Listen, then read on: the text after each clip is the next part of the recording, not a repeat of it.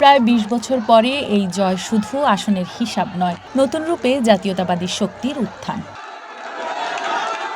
সাবেক প্রধানমন্ত্রী বেগম খালেদা জিয়ার মৃত্যুর পর প্রথম নির্বাচনী লড়াইয়ে জয় ছিনিয়ে এনেছে বাংলাদেশ জাতীয়তাবাদী দল বিএনপি। তবে দলীয় সিদ্ধান্ত হবে না কোনো বিজয় র্যালি। শোকের আবহেই এমন সংগ্রামী বিজয় উদযাপন যেন নতুন রাজনৈতিক শক্তির প্রতীক। গতকাল ত্রয়োদশ জাতীয় সংসদ নির্বাচন ও গণভোটের ভোট গ্রহণ শেষ হয়েছে।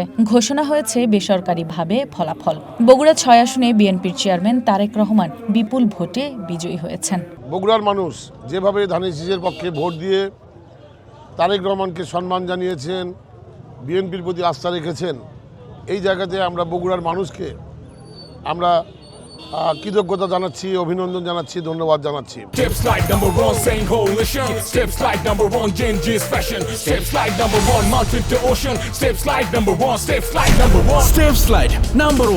বিএনপির চেয়ারম্যান জনাব তারেক রহমান আজকে বাংলাদেশের মানুষের ভালোবাসায় সিক্ত, এজন্য আমরা বগুড়াবাসী গর্ববোধ করছি। এই গণতন্ত্র যেন বাংলাদেশে প্রতিষ্ঠিত হয়, আর যেন কোনো ফ্যাসিস্ট সরকার এসে এইভাবে মানুষের ভোটের অধিকার গণতন্ত্র হরণ করতে না পারে।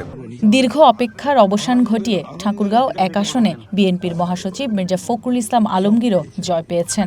এবং আপনার এই মোবাইলটা এবার যে এত উৎসব মুখর হবে এটা অনেকে ভাবেন। ব্রাহ্মণবাড়িয়া ২ আসনে মাওলানা জুনায়েদের বিপক্ষে হাঁস প্রতীকে স্বতন্ত্র প্রার্থী রুমিন ফারহানা বড় জয় পেয়েছেন। তিনি প্রতিদ্বন্দ্বীর চেয়ে ৩৮,০০০ ভোট বেশি পেয়েছেন। এদিকে ব্রাহ্মণবাড়িয়া ৬ আসনে জামায়াত প্রার্থীকে হারিয়ে জয়ী হয়েছেন গণসংহতি আন্দোলনের জুনায়েদ সাকি।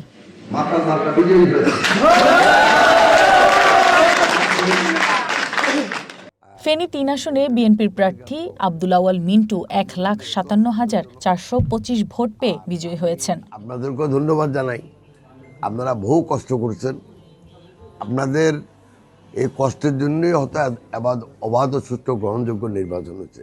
গোপালগঞ্জ ৩ আসনে স্বেচ্ছাসেবক দলের সভাপতি এস.এম. জিলানী ধানের শীষ প্রতীকে বিএনপির জয় এনেছেন। জেলার ৩টি আসনই গেছে বিএনপির ঘরে। অতীতে আমি কারো নাম বলবো না, যেই এখান থেকে নির্বাচিত হয়েছেন, আপনি ব্যালট পেপারের মুড়ি দেখবেন, কোনো মুড়ি বইতে সাধারণ মানুষের কোনো সিগনেচার নেই, অর্থাৎ জোর করে ছিল মেরে ব্যালট পেপার ঢুকিয়ে দিয়ে গুনে এমপি হয়ে গিয়েছিল।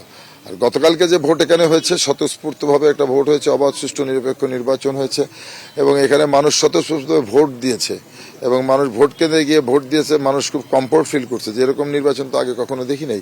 তো আমাদের ইনশাল্লাহ আমরা যে ভোট পেয়েছি প্রায় ৬১,০০০ ভোট পেয়েছি, এই ৬১,০০০ মানুষের সিগনেচার আছে এখানে।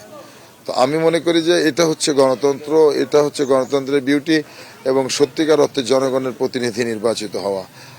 আমি সত্যিকার অর্থে এখানে জনগণ আমাকে ভালোবেসে যে সম্মানটা দেখিয়েছে, আমাকে যে জায়গাটা দিয়েছে, আমি মানুষের কাছে থাকতে চাই, মানুষের এই ভালোবাসার প্রতিদান দিতে চাই, চেষ্টা করব মানুষের পাশে থেকে মানুষের কাছে কথা শুনে তার সমস্যাগুলো নিয়ে সেটাকে মহান সংসদে যে বলা এবং সেগুলোকে বাস্তবায়ন করার জন্য কাজ করা।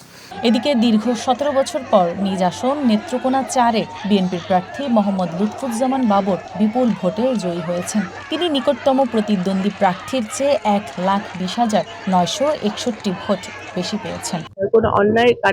ফরিদপুর ২ আসনে বিএনপির শামা ওবায়েদ ৩২,৯৫৩ ভোট বেশি পেয়ে বিজয়ী হয়েছেন। সকল নেতাকর্মীকে শান্তি বজায় রাখার আমি দৃঢ় আহ্বান জানাচ্ছি। পরাজিত হয়েও কথা রেখেছেন শিশির মনির। সুনামগঞ্জ ২ আসনে ফুল মিষ্টি নিয়ে বিএনপির নাসির উদ্দিনের বাড়িতে যান এই জামায়াত প্রার্থী। এমন সৌহার্দ্যের দেখা মিলেছে মেহেরপুর ১ আসনেও। জয়ী জামায়াত প্রার্থী তাজউদ্দিনকে ফুল মিষ্টি দিয়ে শুভেচ্ছা জানিয়েছেন বিএনপির অরুণ। জয় পরাজয় যাই হোক না কেন, প্রার্থীরা এখন তাদের দেয়া প্রতিশ্রুতি রক্ষা করবে এমনটাই প্রত্যাশা ভোটারদের। রওশন আরা তানিয়া, ওয়ান ন্যাশনাল ডেস্ক।